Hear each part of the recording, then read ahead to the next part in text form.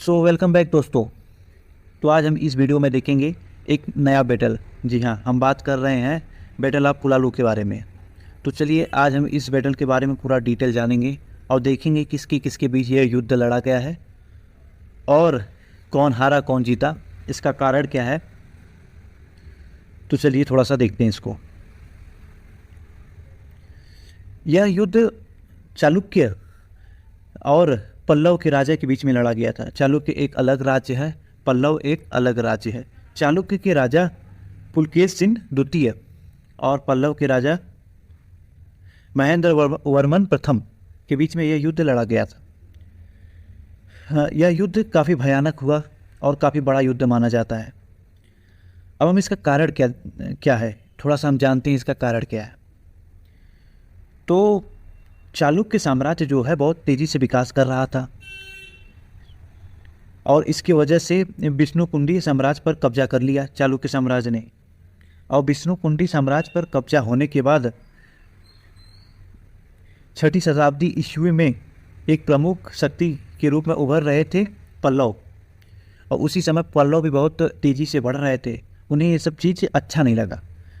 पल्लव राज्य भी काफ़ी उन्नति कर रहा था और पल्लव के लोग लड़ाई करने के लिए तैयार हो गए हैं। तो आइए अब थोड़ा घटना पे ध्यान दिया जाए, क्या हुआ था। 617 से लेकर 618 के बीच में पुलकेशिन द्वितीय ने आक्रमण किया था वेदी पर और कब्जा कर लिया उसको। वेदी के खिलाफ अपना सफलता के बाद वह दक्षिण की ओर आगे बढ़े और पल्लव को कांची में ही रोक दिया, उनका क्षेत्र मतलब सीमित कर दिया, उनको ज़्यादा आगे बढ़ने नहीं दिया गया। माना जाता है कि महेंद्र वर्मन प्रथम की मुलाकात कांची से लगभग 9 मील उत्तर में पुलालू शहर में पुलकेशिन से हुई थी।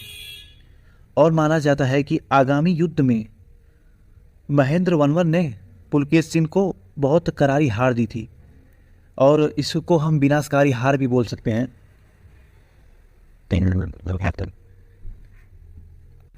और यह भी माना जाता है कि पल्लव की सेना आगे बढ़ रही थी और चालुक्यों की तुलना में उनकी सेना बहुत आगे थी, बहुत अच्छी थी।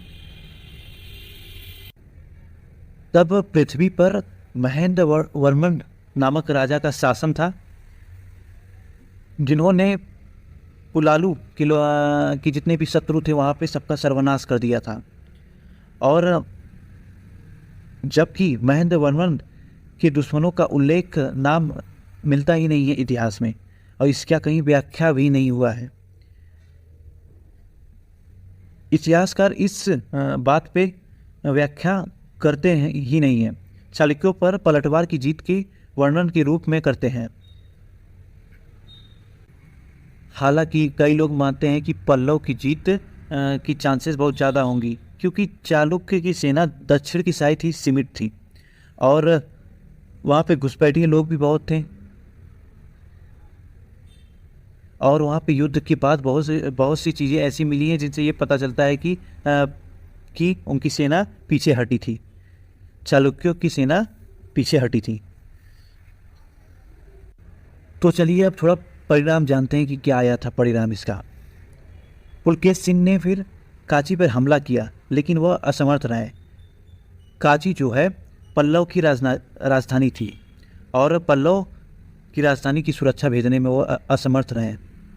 फिर वह दक्षिण की ओर आगे बढ़े और कावेरी नदी तक घुसपैठ करते हुए तमिलनाडु के उत्तरी और मध्य हिस्सों को तबाह करने की कोशिश की। फिर पल्लव और चोलों के विरोध के बाद उनकी अधीनता स्वीकार करने में असमर्थ पुलकेशिन द्वितीय वातापी लौट आया। सो आई होप आप लोग को समझ में आया होगा। So thank you so much. Next video में मिलते हैं जल्दी से।